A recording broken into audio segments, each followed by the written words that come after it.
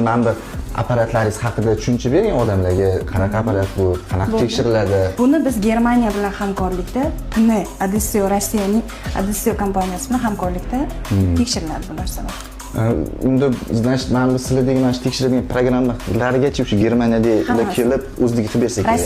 Rossiyadan kelib. Agar sal anglashmovchilik bo'lib apparatimiz ishlamay qolsa ham Rossiyadan kelib o'zlari tuzatib. Baribir qanaqadir bir yilda bir martami bo'lsa ham kelib o'zini nimalariga tekshirib, nimalar qilib bersa kerak bu standartga. Bu standartda o'zlari kelib tekshirib, hammasini ko'rib beradi.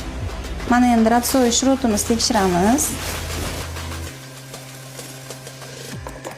Narsa emas, okey, 40 ming dollarlik apparatni hozirlarga men mana shu 3 ta yemimni natijalarini birgalikda qilamiz, ko'rsatib beraman.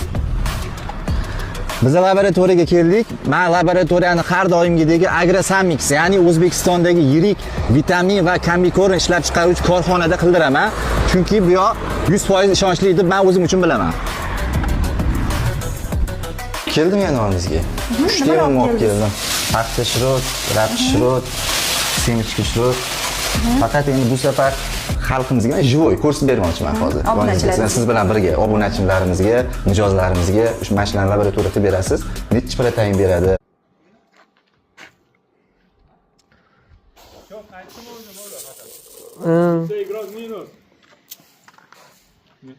Yuvamchi oktyabr kuni 2025. Boypa.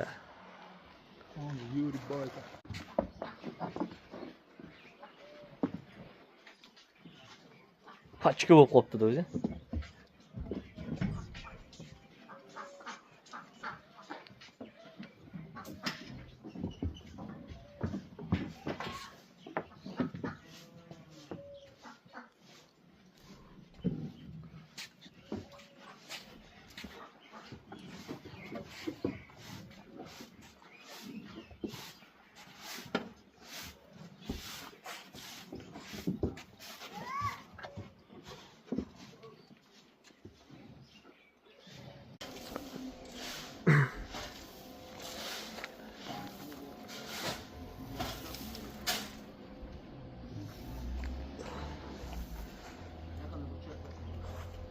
우리 있어도 정말